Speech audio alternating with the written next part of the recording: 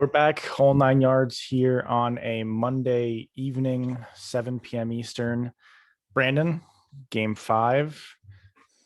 I'm feeling pretty good. I guess our predictions technically wrong, but I can't be mad at all. I mean, I'm so ecstatic that the Bucks won on the road. Even though I did pick the Bucks in seven, had Phoenix won game five, and it's still so tough to. I'd be nervous. But with the Bucks up 3-2, I feel pretty confident. I think there's a pretty good chance that they win game six. That'd probably be my pick now. I would probably change Bucks in seven to Bucks in six now that Bucks won game five. But I mean, how are you feeling with coming off technically an incorrect prediction? But I mean, I think overall good for our series prediction. Yeah, I mean, we were looking pretty good at the beginning. I mean, the Suns were up 37-21 after the first. It looked like it was going to be a blowout, honestly. Like after that first quarter, I kind of thought like what we thought, going into that game was that the Suns would pretty easily win this game back on the home court, losing two in a row. It seemed like a game the Suns would just pretty easily win. But the Bucks, we all would have thought would just win game six and there'd be a game seven. But the Bucks, they came back all the way down they were basically down 20 points early. I think the largest, I guess, was 16. I guess I don't think it ever got more than that, but still, it was not looking good for them in the beginning, and they just kept fighting. Drew Holiday, that's the guy that we've been talking about. He came up huge this game, easily his best game of the series. Game three, you kind of throw it away because they just blew him out. That was really his only other good game of the series, but he was incredible throughout the entire game, offensively, defensively. We'll probably talk about the play at the end that he had, but. He was great. Middleton was great again. Again, that's something that we weren't sure of. We thought maybe he'd fall off, to have one of those games where he's, 4 for 18 or, 5 for 22. That he does that a lot. He was 12 of 23. He was great. And then Giannis, who kind of started off pretty slow, but he still finished with 32 points, 14 of 23, pretty much dominated toward the end. So just a lot of credit to the Bucks and just a big collapse from the Suns. I think they could still have a chance to win game six, but if they win that game five, you obviously feel way more confident just having to go 1 out of 2 the next two games. Now you got to win two in a row. It's, in one in Milwaukee where it's going to be really tough. Game six is going to be a really tough game. So just a big collapse from the Suns in game five. Yeah, no, I agree.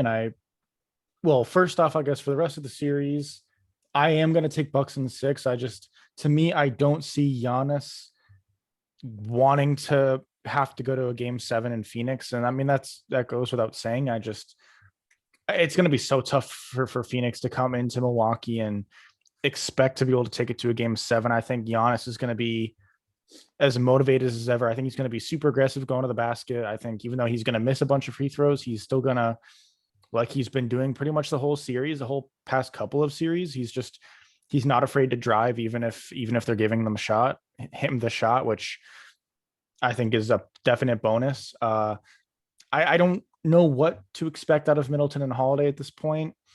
I both thought that I thought they'd both be in. I mean, I like Holiday more than I like Middleton overall, but I thought Middleton was going to be a guy who was going to be inconsistent this series. He's had his ups and downs, but he's not been nearly as inconsistent as he has been in past years in the playoffs. He's come to be a guy that I can pretty much expect to be a guy who is lethal in crunch time and a guy who can be that closer and be that Robin to Giannis's Batman, which frankly, I didn't think was possible. Like if you had told me a couple years ago, maybe even like last year, that in 2021, Giannis would be, the finals MVP and that Chris Middleton would be able to actually be a number two on this Bucks team, I would have laughed and I would have said somehow Giannis found a second star, whether it be somehow they got Lillard or some closer guy. I never would have thought Middleton and Holiday would have done it, but I mean, here we are. I've heard a lot of, I guess, recency bias in the media. Chris Broussard's a national guy who I like, but I feel like even he is being the recency bias is insane. I mean, Broussard was saying that Giannis could be in the GOAT conversation potentially, which I mean theoretically is true. I guess it's technically true because anybody could be in the GOAT conversation technically, but I still I don't want to take anything away from the Bucks or the Suns, but I am because, and I've said it many times, I'm just going to say it quickly again. Brooklyn would be winning this finals if injuries weren't a thing, and I don't even think these would be the two finals teams if injuries were a thing. I think it'd be the Clippers, the Lakers on the West, and I think it'd probably be the Nets and the East. So I just talking about the Bucks potentially being a dynasty, even though they literally haven't even won this series yet, is a little bit just too much for me from what I've been hearing. I know they need to get, clicks, they need to make headlines and stuff, but let's slow down on the Giannis and I guess Milwaukee Bucks dynasty, slash, how are they going to celebrate this ring because they haven't even won it yet. I still think there's a 35% chance that, like a 33% chance that Phoenix can win the series. Maybe less. Maybe it's like 25 or 20%, but there's still a chance Phoenix can win the series. Devin Booker is probably the best just overall offensive player in the series. I think he's just the best at getting his shot, and Middleton's just too streaky for me, even though we've seen good things out of him. Devin Booker has a potential to go for 40 on any night. And frankly, Phoenix could win game 6. And then once you win game 6, game 7's at home and anything can happen in a game 7. So, but with that being said, Bucks and 6. Yeah, I guess I just wanted to talk about the Suns. I mean, we talked about game 4 where they had 17 they gave up 17 offensive rebounds and had 17 turnovers. I mean, in this game, they only got out rebounded by 2, even though they did get out rebounded offensively by 3. And I'm pretty sure we can kind of come up with those offensive rebounds if you watch the games. I mean, you had Giannis miss the free throw, which they tipped it out. Then he tipped it to Middleton right at the end to make it a 2-possession game. That was obviously a huge rebound. There was another one just like that off another Giannis miss, and then there was even another 3 where I forget who shot it in the corner for the Bucks, but it was towards the end of the game. Maybe even Connaughton, I think it was. Maybe even Tucker. They got the rebound though. You kind of remember those offensive rebounds just because of the importance of how much time was left. But they were better at that, but still, like, it's just some key ones that they missed. And then turnovers. I mean, the Bucks had 12 turnovers, and basically that in the first quarter, I think the Bucks had 6 turnovers or 5 turnovers. So the Suns were doing exactly what they wanted to do. So it was definitely surprising to see them lose, especially when it seemed like they were hitting. I mean, again, Booker, like you said, he had 40. Chris Paul was a lot better this game. I mean, he was 9 of 15, 3 of 3 from 3. He started off slow, but got it going towards the end. He had 21 points. I think he only had 1 turnover. So, you got a really good game from Booker, good game from Paul. Ayton was 20 and 10. So it's kind of a weird way to lose because it seemed like, I mean, again, 3-point, they were 13 of 19 from the 3-point. So it was definitely just a weird game. It seems like games 4 and 5, they honestly really should have won if you look at the stats and more so just the way the game was going. But I mean, again, you got to give the Bucks credit for the way that Giannis has carried them, Middleton's carried them, and then obviously Drew Holiday stepping up big this game. I think they accounted for I think it was 88 points in this game, if my math is right on that. So 88 out of 123 points. I mean, you get that from 3 guys, you're most likely going to win the game. So just a lot of credit to the Bucks. But again, the Suns, you could definitely make a case that they're not easily, but they could have won games 4 and 5, and the series would obviously be a lot different if that was the case. Yeah, I mean, if you asked me who I thought which team would have more just iconic moments in late games in this finals, I would have said Phoenix because Devin Booker's just a bucket getter. Chris Paul had all the narrative going into this, but I feel like it's kind of been the opposite with, the alley-oop, the block. I just feel like the Bucks have had more just when you desperately need something to go your way or when you need something to go your way to win the game. The Bucks have had it, and Phoenix kind of hasn't. Phoenix, there's been times when it looks like Phoenix is a better team, but I mean, I've been surprised by Middleton, even Giannis to an extent, just their, I mean, not necessarily clutch like a Kyrie shot in game 7 of 2016, just their ability to play just as well in the fourth quarter as they were in the first, second, and third, which the past 3 years they haven't been able to do really. Yeah. And when you're talking about their late game, like what are they doing offensively? Like when you still watch the Bucks, it's still not great offensively. It's kind of just relying on Middleton to make shots, which again, the last 2 games he's been doing that. But like you said, he's not. I mean, he's their closer, but I wouldn't trust him like every single game. I think they're kind of just getting lucky that he's making these shots because he could easily be the other way where he's missing these shots most of the time. But the Suns definitely late in game. I definitely trust the Suns more because I think they have more of a game plan. I mean, you saw it, like they had a couple plays where they had some really good drawn up plays. I think Chris Paul had a 3-point, a 3 on one of them, like a double screen on the top of the key. They obviously just Booker being an ISO. I think that's more efficient, honestly, even though it's an ISO than a Middleton ISO, because I just trust Booker more. But uh, again, the Bucks are making these shots, so you can't complain with what you're getting. But I think that if they start missing these shots towards the end of the game, you'll see the Suns, win Game 6, and then if it comes down close again in Game 7, it's just a lot of trust and faith to put into one guy who's not the star player on your team. When obviously Giannis is, but you can't give him the ball at the end of the in 2 minutes or less, because he's rather going to get fouled and go 1 for 2 or 0 for 2, or he's rather going to drive and then kick, and then you have to hope that a role player can make a three. So I definitely trust the Suns more late in game, but the Bucks have just been proving me wrong so far these last two games. Yeah, I mean, you're not wrong. Middleton's been able to make shots. They've been able to get key steals, key turnovers. It'll be interesting to see how Game 6 plays out. I mean, the Suns, I want to say record wise, they have been the best road team the whole year. I could be there. They're at least up there. They're 20. What were they? I don't know. What were they on the road? It was something. It was They something. I think were it's the best in the league, but I could be they were 24 wrong. and 12. 24-12. I think that's top 5 or something like that in the league. I mean, that's a pretty good road record. So you could definitely take the Suns on the road in Game 6, but I don't know. I mean, if Middleton's going to hit his shots, I'm starting to kind of trust Middleton in late games. Maybe I'm getting fooled, and I should go with the past 3 years where he's just so inconsistent that you just don't know. But I mean, if Holiday and Middleton are going to play like this in Game 6, to me, there's no way that the Bucks don't win this game. I mean, like you were saying, I mean, look at the percentages from the Suns Game 5. They had, if you just look at the Suns stats, you would assume they won this game by at least 6 or 7 points. Yeah. I mean, So 68% from 3 and 55% from 2. You just look at that alone and you'd assume that they win the game. And they only had 9 turnovers compared to the Bucks 12. I mean, that right there should mean that you should be winning the game by, like you said, 6 to 10 points, maybe even more, honestly. Especially when the Bucks were 14 to 28 from 3, but I mean, 13 of 19. I mean, that's pretty remarkable for you to lose the game. yeah, no, you're not wrong. But I mean, I guess you kind of said it earlier, but the defensive play of Holiday at the end on Booker, some people were saying that Booker should have just pulled up before he did. If you were to watch the play again, I mean, it's so easy to look back on it and say that he should have just shot it before. But I mean, Tucker played really good defense. I remember I thought he was going to go for the pump fake. He didn't. I thought Booker definitely could have pulled up, not when people were saying he should, but kind of when he did the first pump fake. I thought he could have went straight up then. Instead, he tried to turn around, and that's obviously when Holiday stole the ball from him. But I think giving the ball to your best player in this situation is always the best play. So he just, I don't know if I wouldn't even say he made the wrong decision. I think he just tried to do something extra that he probably didn't have to do.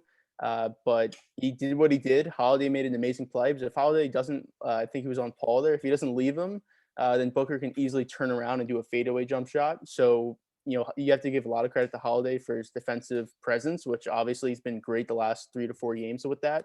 And then even on the alley-oop, I mean, I didn't even really think he should have passed that. I thought he should have just held it. I forget exactly how much time was on the clock, but hold it. I think they were up 2 at that point. So waste time off the clock. If Holiday gets fouled, he's a good free throw shooter. If you give it to Middleton, he's obviously a great free throw shooter. So I didn't even think they should have passed that, but that was an amazing play by Giannis. He was completely under the basket. And then for Paul to foul him, just a terrible foul. I don't know why you're fouling there.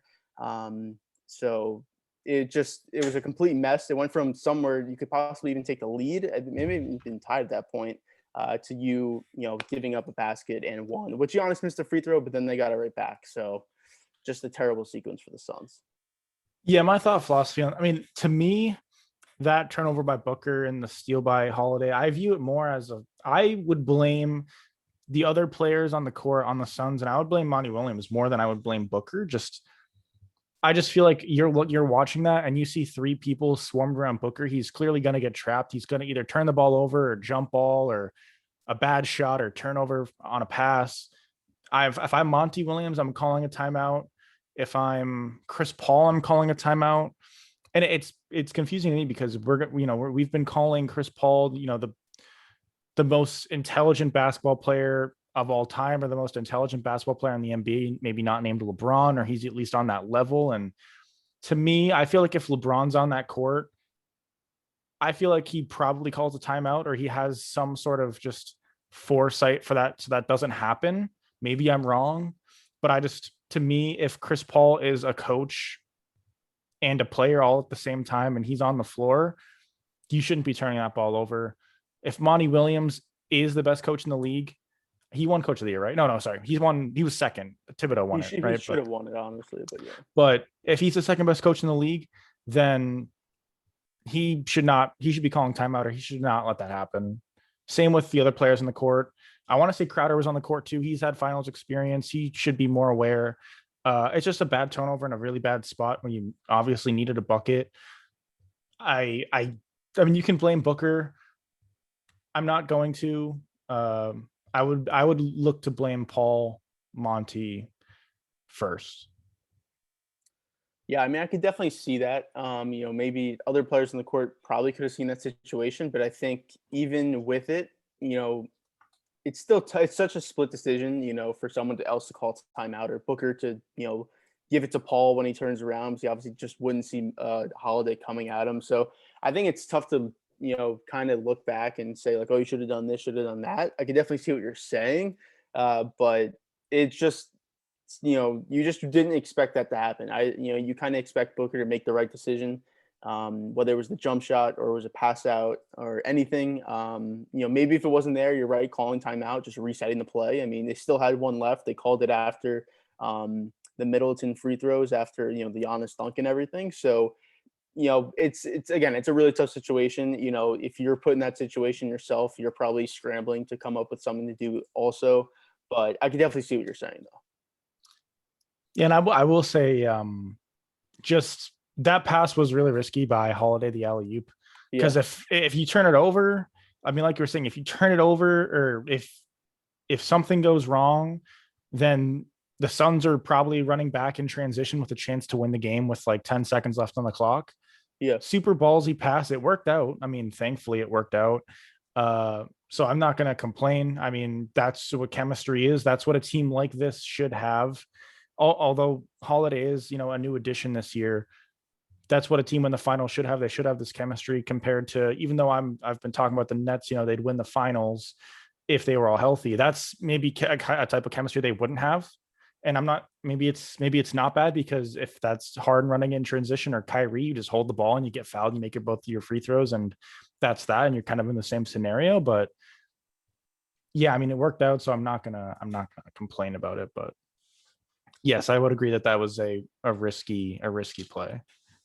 Yeah, and there was 13 and a half seconds left when that happened. So you get fouled there. They're up one at that point. So you make both free throws. You're up three. The Suns still have a timeout. They'll obviously take last shot. You would assume, if anything, they take a two, then you foul again. You have like 5, 6 seconds left, whatever it is. But yeah, I mean, it worked out. If it doesn't work out, then we're clearly looking at something different. Whether the ball goes out of bounds, they get it in transition. Again, you're only down one at that point, so then you really do have the last shot. So, complete different situation if that pass doesn't work out. Whether it gets tipped, Giannis misses, it goes out of bounds, just something happens. Even if Giannis just didn't make the dunk, but he got fouled, I mean, are you really going to trust him to make both free throws? I mean, he didn't even make the and one free throw. He missed two before that. So, even Middleton missed a free throw, which is, he's a 90% free throw shooter, which is kind of crazy to see. When he missed that first one, it was almost like, are they really going to choke it like almost again? Because they were up like 10 points. They were up 117-107 with 3.5 minutes left. And it looked like they were going to choke that lead. I mean, Paul made the three, Aiden made two free throws, and then Booker and Middleton were kind of going back and forth at the end of the game. It was pretty fun to see. But yeah, they pulled through. And now it's back to Milwaukee game 6, where you said you think you have the Bucks winning game 6.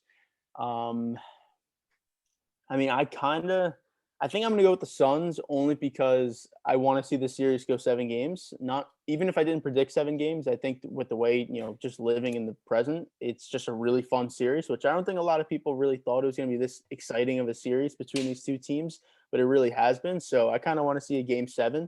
I think, game 6, I think it's tomorrow night? Yeah, Tuesday. So I think it'll be a good game, but I just think the Suns, the last 2 games they've played really good games, and I think that this game they'll play the same game, but they'll just come out with the win. So I think the Suns win Game 6, but I'll still stick with Bucks in 7. But I definitely do want to see it go back to Phoenix. Yeah, if you're gonna bet on the historically just more clutch players, the guys who can get their shot probably easier, then you probably bet on the Suns because I mean, not only are they a great road team, but again, Booker's just to me, it's probably not that close. He's the best just pure scorer in the series. Just, get a shot and get your own shot. Middleton's the second best, but again, who knows what Middleton gives you? He hasn't had the game recently where he's, 1 for 7 from three or 2 for 6 from three on, 35% from the field, has 18 points, and they need a bucket late and Middleton misses and that's the game. And then you're going to game 7. We haven't had that yet. So, Yeah. We'll see. Holiday as well has been inconsistent as well. We could also see Holiday throw up, 15 points on 4 for 20 from the field, 1 for 6 from three as well. So it's a lot to bet on. And, I guess we really haven't seen that as much from Booker and Paul. We have seen it a little bit, but again, historically, you would bet on Booker and Paul in that situation. So I can definitely see it. I'll go with the Bucks though. I just think it's too close. Like they have the trophy right there. Like I just think they're too close to lose this game. I don't view Booker or Paul as being able to have like a LeBron game 7 2016 finals game or a LeBron 2012. I think it was 2012 Heat Celtics game 6 where he just completely dominates the game. I don't see Booker or Paul having that type of game. I just don't think they're that type of player. And I think Giannis just proves to be too much in quarters, probably 1 through 3. And then Middleton's able to make a few shots in the fourth, as well as obviously, playing well in the first 3 quarters. And Holiday can come up with a few defensive stops because even if Holiday is bad offensively, he's still, a top 10 defender in the league. So to me, it's just too tough. And I know it's weird because I've talked crap about both of these teams the whole playoffs, and I really didn't predict much from either of these teams, but yeah, I mean, I'm in a difficult spot because these are the 2 teams left in the finals. So Yeah, and I think I was trying to think about what this series reminds me of any past series, and the one that came to mind, and it's not technically going the same way as this one, but I think now it will, or at least there's a real possibility that it's going to be. It's kind of setting up the same as 2016, the Western Conference Finals between the Thunder and the Warriors. So obviously the Thunder were up 3-1, and this series was tied 2-2. But Game 5 of that series was in Golden State. And you kind of thought, after the Thunder, they won the one Games 3 and 4 at home. You kind of go back to Golden State. Obviously, Golden State 73-9 that year. One of the best teams in history. You're kind of expecting the Warriors to win that game. Somewhat like you were kind of expecting the Suns to win this game. The Warriors won that game. The Suns lost this one. If you were the Thunder in that situation, you were just hoping you could possibly just close them out that game. But you're kind of looking at Game 6 at home. I kind of feel the same way with this. I mean, the Bucks, you stole that game at Game 5, which is a huge win because now you can close it out at home. But if you don't close it out here in Game 6, again, I'm still confident in the Bucks in Game 7. But going back to Phoenix, they would have all the momentum. It's a Game 7. Anything can happen. Like I said earlier, I trust the Suns more than the Bucks late in game situations, and especially because Middleton. Now, it's good he's having these good games in a row, but he's due for a bad one. So you just hope that's Game 6 and not Game 7. Because if it's Game 6, at least you have Game 7. If it's Game 7, and you lose Game 6 already, then you're just done because there's no way with a Middleton bad game in Game 7 you win that. So it's setting up pretty similar to that. And then obviously, the Thunder lost Game 7 in Golden State. So I think that there's a real possibility that happens. And again, if the Suns win Game 6, I think it'll be a really hard test for the Bucks to win Game 7. Even though I'm picking them, I think it'll be a really hard game. you're not wrong. And the 2-0 series lead thing, just I want the Bucks to win this, and let's just assume the Bucks win Game 6. I mean, what is going to be the media's reaction? What's going to be everyone's reaction? Just thinking about pretty much the whole playoffs. Chris Paul was the most hyped up person, and deservedly so. I mean, 16-year career, never was able to get over the hump. He finally gets into the finals. They take a 2-0 series lead. The majority of the population thought the series was pretty much over. I guess we didn't. necessarily think it was over, but even us, I mean, we were probably at least a little bit nervous about our picks. Uh, and to choke a 2-0 lead and to lose four straight, if that did happen, I would. I mean, I don't know where I would compare Chris Paul to somebody like John Stockton right now. They're probably in that same group, but could choking a 2-0 lead in the finals where basically you have the whole nation on your side kind of rooting for you to win, could that hurt his legacy? Because I feel like it could. That's my gut feeling. Yeah, I think I've been kind of seeing that stuff also. I think it definitely could. He was because if he would have won this finals, then he would have been easily top 5 point guard in history. There's no doubt about it. Everyone would have been loving Chris Paul, but if he were to lose this, especially with the 2-0 lead, in kind of the fashion that it's happening, uh, I think definitely could hurt his legacy. Because again, this is his last chance. So we've agreed on this. This is by far his best chance, and I think definitely his last chance. There's no way I don't see this team getting back to even the conference finals next year with the Clippers, the Lakers. I mean, now Kawhi is going to be injured, so we'll see about that. But you have the Nuggets, the Jazz, the Lakers are going to come back, the Clippers, like I said, the Mavericks. We'll see what they do. So I think I think the West is going to be a lot tougher. You would hope that the injuries are down because again, that clearly helped the Suns in this playoffs. There's no doubt about it. So I think it could definitely hurt him. I think the Chris Paul haters, kind of like us and other people, are really going to use that against them. And the people who support Chris Paul are going to say, I've already been seeing some stuff that about, he has like a broken hand. I guess we'll see if that's true or not, but that's what some people have been saying. But, they're gonna come up with the excuses, but I really do think it would hurt his legacy. Would he still be a top, 7 point guard of all time, top 8, whatever you want to say? Sure. But he's going to be 7 or 8 and not even in the discussion for top 5. I think you would agree with that too. There's just a huge leap between like the Steve Nash territory and that Isaiah Thomas territory because Steve Nash is, I mean, yeah, he's an all-time player, but he's just not in that. I don't know that. I guess top 5 would be the word to describe it, but there's just a different. Yeah, like elite level. Yeah, there's just an elite level that of guys that are they're just so elite that they could almost bring a team a championship by themselves. And looking at Chris Paul, if he can't win with the Suns, he can't win with the Rockets, he can't win with the Clippers. And I mean, you can throw the Hornets in there if you want. I'm not going to, but what team could he win with? The only answer would be like the 2017 Warriors type of team if he was Steph Curry instead of Steph Curry, or if he had gotten traded to the Lakers, maybe. I mean, we don't know, but a team like that where it's just a super team and like he doesn't have to do anything other than just throw his raw talent out there and just walk your way to a 73 win record and 16-1 in the playoffs type of team. So it's like, how high can I rank you in a top whatever point guards of all time if you've basically been on every archetype of team possible and you still can't win? This is the literal best team in maybe NBA history for Chris Paul. I mean, probably not, but like where he can be the guy, this is one of the best teams he could have possibly asked for, and he still can't do it in a year with all these injuries. I have to dock him. Yeah, I think putting him in with Steve Nash, I think is a pretty perfect comparison, honestly. I mean, they're two guys who they aren't going to get you 25 points per game. They're not going to be the leading star of the team in terms of just willing your team to victory. They kind of needed other players. Look at those Suns teams; they were pretty stacked with players, and they probably should have gotten farther than they did get. They had to run into like the Spurs and the Lakers and some tough teams. Now, Paul, I mean, he's had the Warriors, but if you kind of look back to the early 2000s, I mean, you had the Spurs there, but they did get past the Spurs a couple times, and he probably he should have been better when he was with the Clippers earlier in his career, which you can obviously use against him. He had a couple meltdowns. We talked about it. Those were definitely his second best chances now that there's this year with the Suns. But I think him and Nash are I think they're perfectly in sync with each other in the way their careers are, where they're the perfect point guard, but they need other players on their team to, play a lot better and be better stars than they are.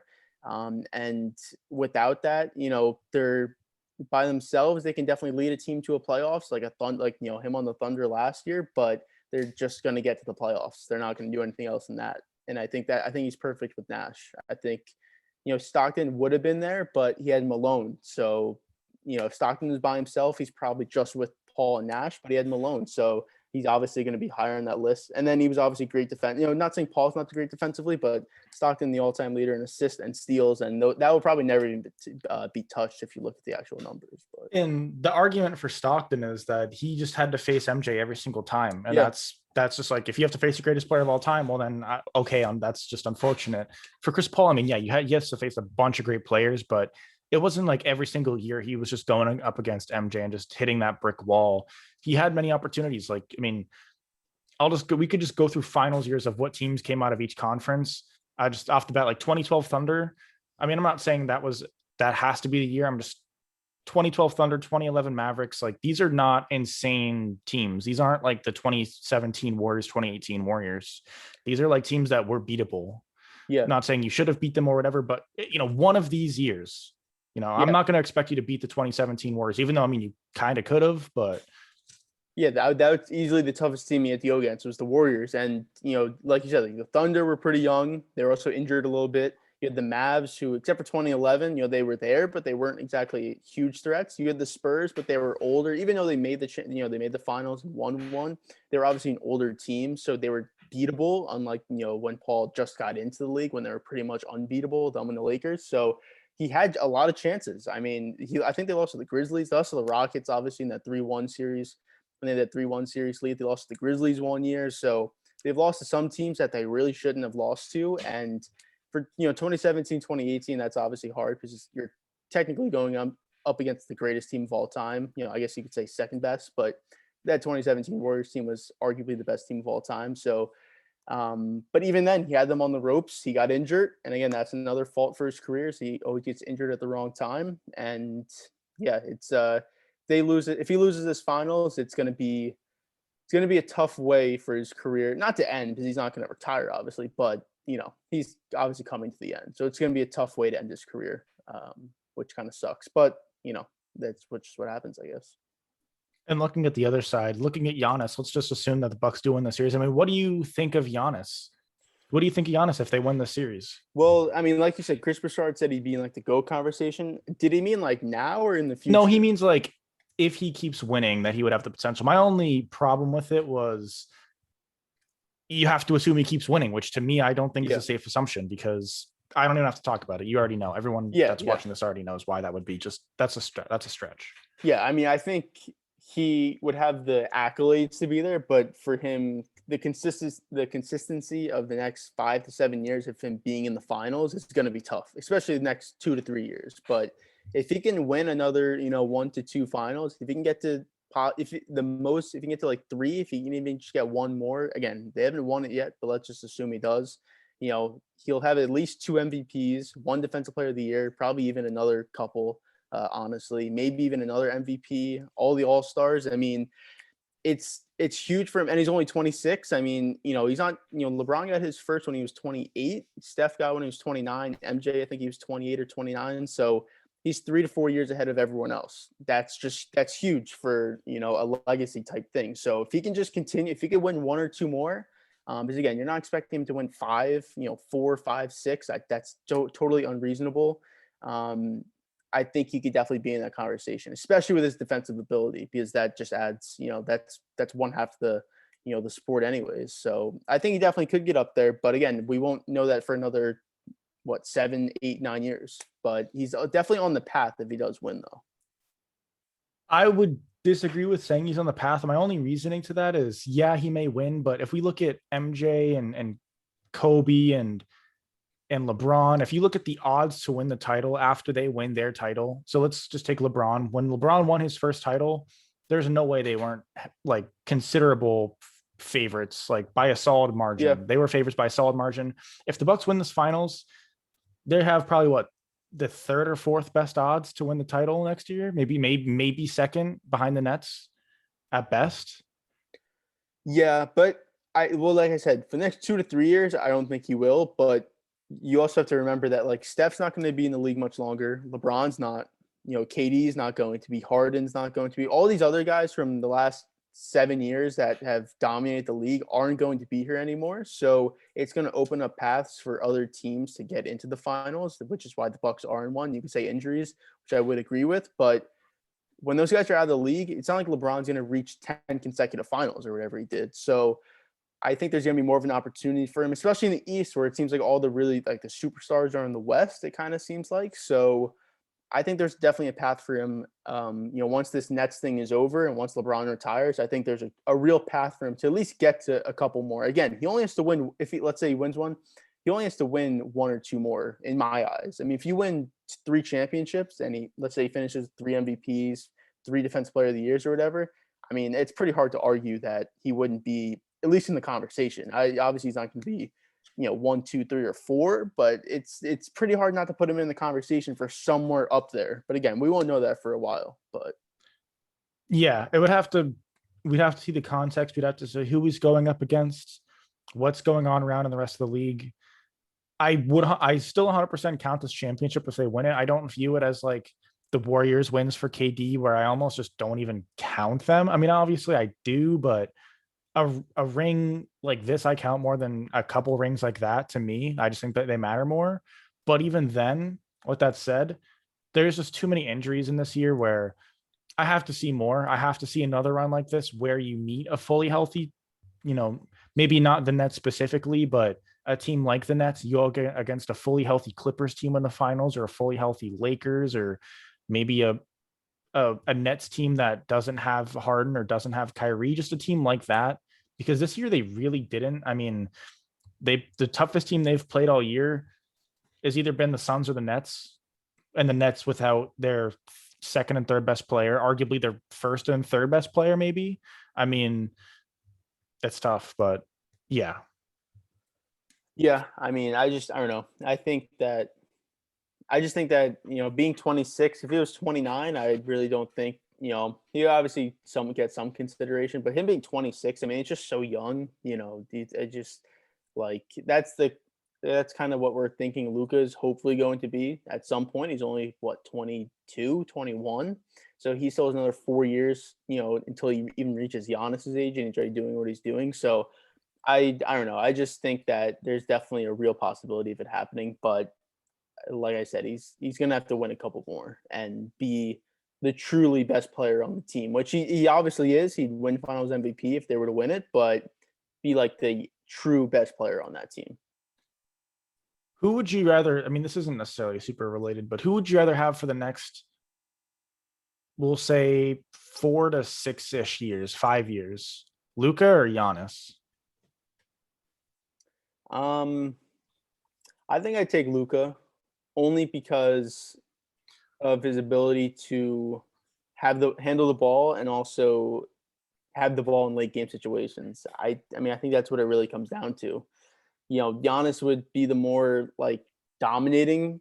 Like when Giannis is on, he's probably one of the most dominating players in the league because it's just impossible to stop him.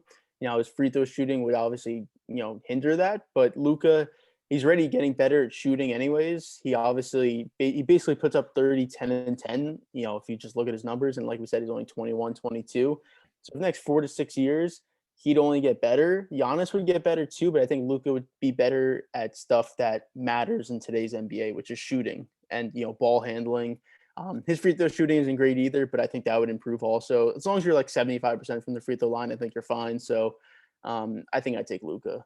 I think you'd probably take Luka too. I would take Luca as well. The one argument for Giannis for me is you can, and this is, I guess, a concern with Luca for me, but not a super legitimate one, is Luca may already be at his ceiling. I mean, yes, he's 22, but unlike a guy like Giannis and a guy like, the guys who've been to Duke, maybe like a Tatum or, a Zion, is ever since Doncic was like 15 years old, he's kind of been in the Euro leagues and all that. And just I just have a feeling that he's kind of learned a lot and that his game was already just so polished coming into the league that since he's not a freak athletically like a Giannis or a LeBron or a Zion, he could be much closer to his ceiling than we realize. Because looking at a guy like, Zion, I don't know exactly how old Zion is, but Zion's a guy that like you can clearly see just he has so much room to grow. And even Giannis at 26, if Giannis develops a little bit more of a jump shot, a mid-range jump shot, maybe a little bit like he can get a league average 3-point shot, or he gets a little bit better just handling the ball and playmaking, just a little bit more crafty. I mean, he just has the ceiling is just insane for Giannis. For Luka, there is a chance that this is as good as he's going to get.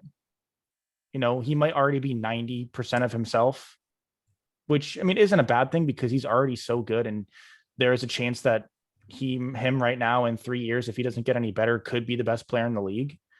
But that is the one concern for me.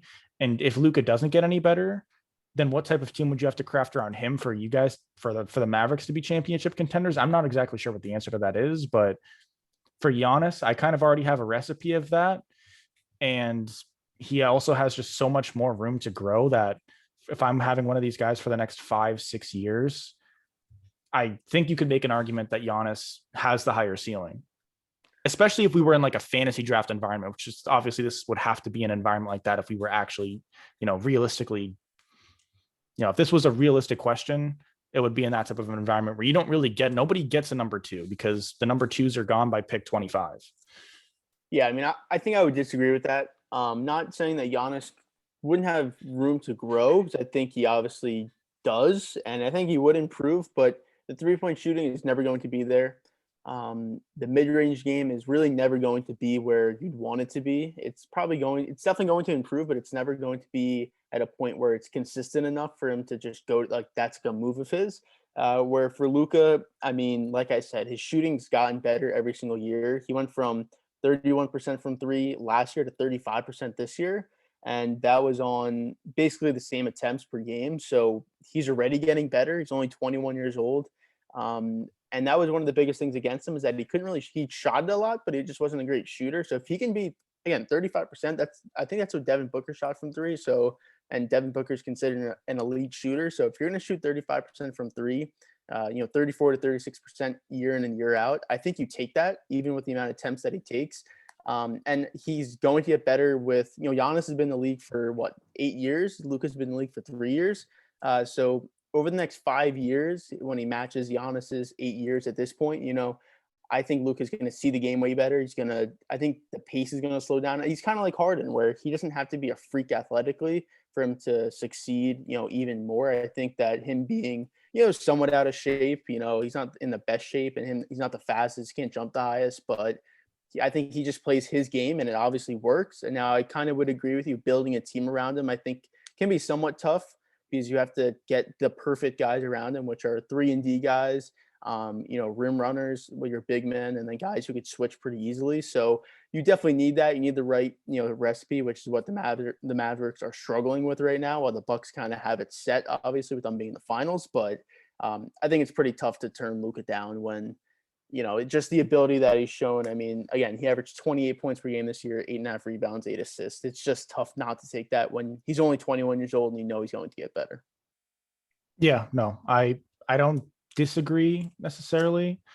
I still think that there's a chance Giannis develops that shot that you didn't agree with, but I still think there's a chance if Giannis can develop that shot. Maybe it's just over because he is 26 and he can't, but I still think he can. I mean, as you get older, he doesn't need to work on driving and all that stuff that he needed to work on when he was 20 years old. If he can spend this offseason just focusing on literally free throws and mid-range shots, and then the year after that he can focus on a three or something like that, I mean, that would be insane. But yeah, it's so hard to turn down Luka. I'm not going to disagree with that. Yeah, and as long as his efficiency gets better, again, like I said, it's already been getting better. But I mean, he shot 48% from the field last year. I mean, I'll take that all the time. From someone who shoots that much. But yeah, I think if you were to ask most people that, I think they'd probably say Luka. And again, it's not even nothing bad to Giannis. I think it's just someone who's better and someone who's going to be better. So it's just tough to turn that down. Yeah, no, you're right. But I think that's probably it, right? Pretty much. I mean, just game 5. That's pretty much been the only news in the sports world. So, yeah, and then for I guess just game 6 quickly, the Bucks are favored by 5 points. Now they are the home team, obviously, but I think the Suns were 4.5-point favorites in game 5. So it's kind of flipped the other way around. Obviously with the way to close it out in game 6. a friend actually did ask me what I thought on Bucks -5. I told him I wouldn't touch this game if I was, a better. I just wouldn't touch it. I would touch other things, other games. This one's just not one I would go near. I think you could realistically see the Suns win by 10. I think you could see the Bucks win by 10. I think it could be a close game. I think, last second couple of free throws and, there goes then the Suns end up losing by 4 instead of losing by 6 or something. To me, it's not a game that I would want to touch, but if I had to, I would probably go with Phoenix plus 4.5 if that's what the line is. Plus 5. I don't even know what it is, but I would probably go with Phoenix. I would still pick the Bucks to win, but I just feel like 5 points is a lot. If it's a close game, which I think it probably will be, I just don't see how it isn't. I just, yeah, I would take the Bucks to win, but I would take Phoenix plus 5 and hope that the Bucks, that it's a close game. Yeah, I think it'll be a close game.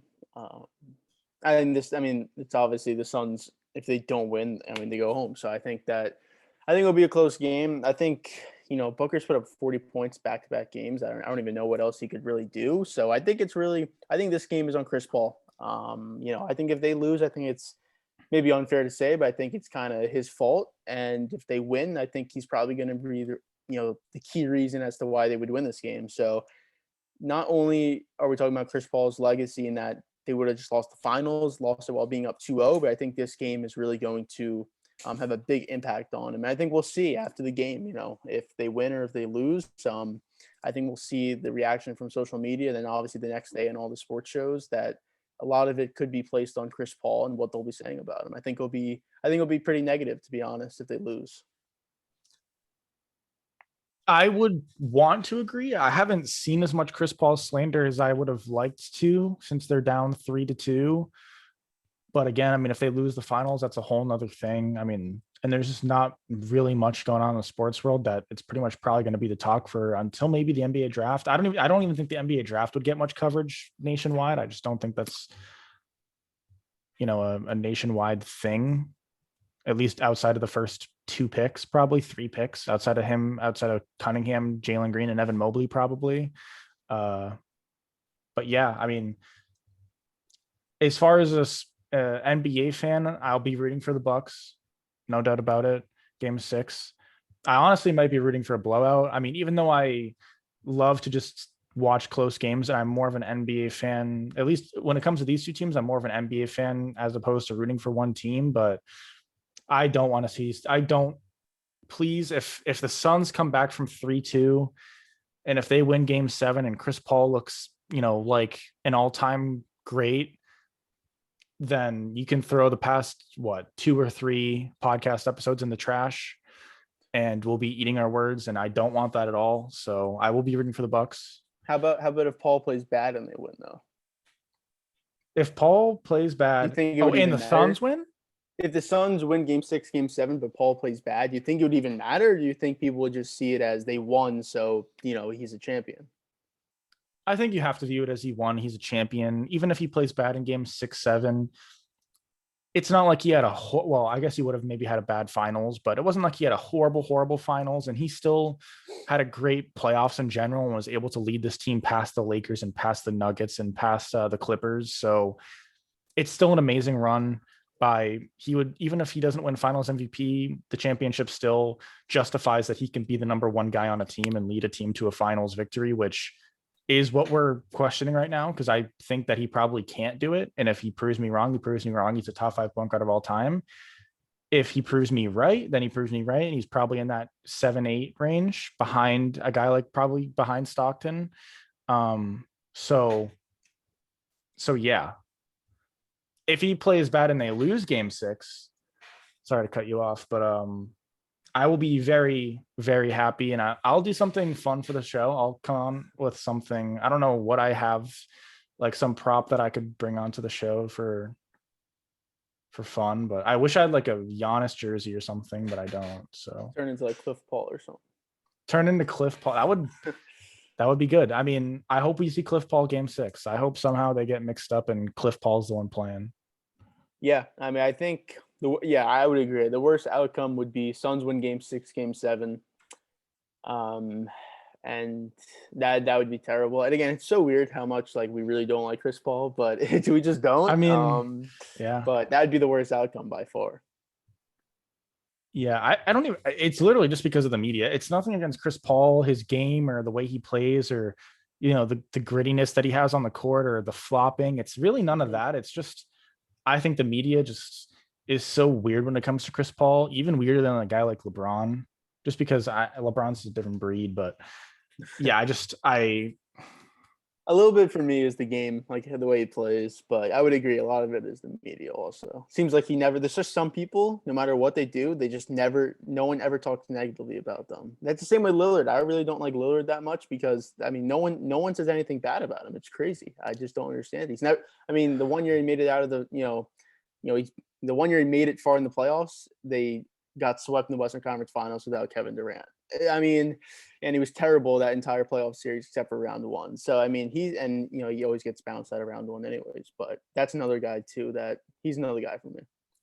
I actually, I mean, I do like Dame, but you are right. I think the thing with a player like Dame and Chris Paul is they're not good enough to get all the scrutiny because a lot of the times you just can't expect them to beat a guy that they're just so much smaller than, like a K. I mean, KD wasn't in that series, but guys like KD, just guys that are bigger and more dominant and not as relatable. I guess with Chris Paul being 6 foot and Dame Lillard being 6'3" or whatever he is, they're just hard to hate.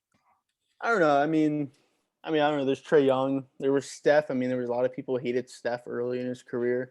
Like 2015, 2016. So I think it's been done. I think Paul's a different player than Lillard, where Lillard's more of the superstar type guy. So I think he should have a lot of the blame, to be honest. I know that team is not greatly constructed, and I know they haven't been great, but you've been there for a while, and your best success honestly came when you had Aldridge, when Aldridge was there. So I think he should deserve a lot more blame. But again, that's another situation we'll talk about probably too. I mean, if he gets traded or not, which it probably seems like he's going to get traded. I know he said he's not going to, but the way he kind of said it and the way he kind of went through those interview questions, it kind of seemed like he was going to get traded.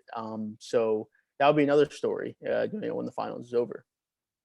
Yeah, the NBA offseason is going to be exciting. I mean, it's not the most eventful free agency, Yeah. pool, but if Lillard gets traded, that's a solid couple podcast episodes right there. I mean, that would be insane. I don't even know what the package would look like. I mean, we've talked about it a pretty good amount so far on the show, but even that, we've talked about potential packages. No matter what the package is, I'm still going to be surprised because I just players like Dame just don't get traded really. It'd have to Yeah. be so much.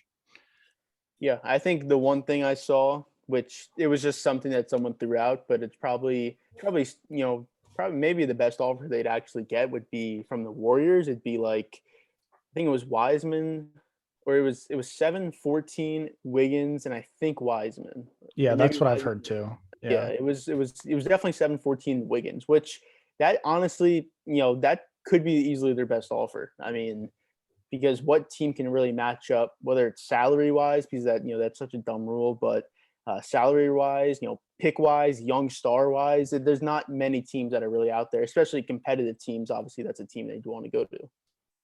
The only team I would go to, and out of like somewhat realistic options, would probably be the Celtics. I think the Celtics probably have the best offer, even though I just think like to For me, Brown, I think Brown is more valuable than Wiseman or Wiggins. Maybe he's not. He's definitely not more valuable than Wiseman, Wiggins, 7 and 14. But why Brown plus maybe a couple picks plus Langford or Neesmith. Maybe you throw in like a Robert Williams in there too. I think the Celtics actually have the best offer because I just think Jalen Brown's the best player. That's like we kind of know what he is. We don't know what Wiseman is. Yeah, he may be the best, but we don't know. He could also be garbage. He could be like Nerlens Noel. Uh, Simmons is another package. I mean, that obviously we've talked about. I think Simmons is up there too, even though people want to hate on Simmons, and I don't think Simmons gets it done for Lillard because Simmons just isn't Lillard. But that's what you're looking at. I mean, you're looking at a package led by Brown, a package led by Simmons. I think both of those packages would be better than a Warriors package to me. personally, I would disagree with that.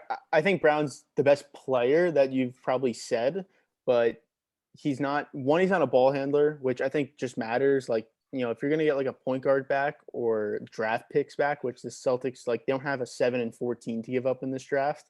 Um, I think that's way more valuable, especially if you're trading Lillard, then you're resetting. So you might as well get future stars or younger assets, whether it's draft picks or Wiseman, where a guy who was put into a tough situation in Golden State where he still may be really good. I mean, no training camp, didn't really play college basketball, and then gets thrown into a team that's basically we have to make the playoffs this year. So I think it was a tough situation for him. Where if he would go to the Trailblazers, where they'd be losing, he get play a lot more, have a training camp and everything. I think it'd be a better situation for him. But I would agree with the fact that Brown's the best player, but him not being a point guard, a true ball handler, he's always had Tatum with him or Kyrie with him. I think that'd be tough. That'd be a tough, package back on the Blazers side. Being we traded Lillard, but the best player we got was Jaylen Brown, and we didn't even get like a top 10 pick in the draft. That'd be tough to tell your fans. Yes and no. To me, a guy like Brown, a guy like Paul George, a guy that isn't a ball handler or a ball dominant type of guy, but can be a star. I mean, I don't know that Jaylen Brown isn't a star necessarily right now, but a guy who can be. He's only 24 years old.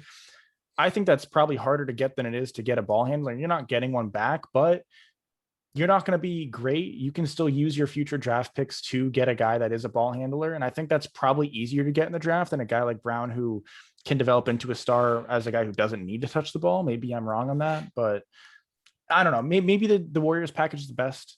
I think the Celtics is pretty close, if not better. I think the Celtics have a better package. I'm a Celtics fan. I'm not even saying I would do the trade, but I just think if you are doing the trade, I think they have the best possible package. Not to mention that the Warriors are in the West and the Celtics are in the East. If you trade Lillard to the Warriors and you guys have, I mean, I don't know how many times they play a year, but at least a couple times, probably like 3 or 4 times they play a year. 4 times. Four times. That's 2 games in Portland where Lillard is going to come and drop 35 on everybody, and the fans are going to be like, "Why did we trade this for Davion Mitchell and James Bouknight, who are both in the G League right now?" So, I mean, not that the 7th pick in the draft will be in the G League, but I mean, I'm just saying that they won't be doing anything in the near future. Yeah, I mean, yeah, trading him to like the Warriors or Western Conference team like that would be tough, but best offer is best offer, and it's almost like a football trade or a baseball trade. Even if it's same division, that's the best offer you get. You almost have to take it, especially in a situation like this where it seems pretty likely he's going to get traded. But I guess we really won't know till maybe even before the draft, maybe after the draft. But yeah, that's going to be the biggest topic of the offseason. Because like you said, the free agency class isn't really that good. So and obviously with like Kawhi being injured, he's going to opt in. He's not going to opt out of that. Or if he does, he's just going to stay with the Clippers. It's pretty obvious. So that's obviously the biggest story of the offseason. Yeah. Quickly before we wrap it up, like my one biggest question or thing I just have no clue on for the offseason is what is Ben Simmons' actual value? If he gets traded, I'm so curious to see what the package is because it varies so much. I mean, we've talked about Simmons for McCollum. We've talked about Simmons for Lillard. Not Simmons straight up, but a package led by Simmons. It's just there is such a discrepancy, on what people think his value really is. There's a chance he goes for, a package led around Buddy Hield. There's a potential he goes for a package or he's part of a package that's for Lillard, which I think there's a huge gray area on what his value truly is. That's my biggest question for the offseason or biggest, I just have no clue.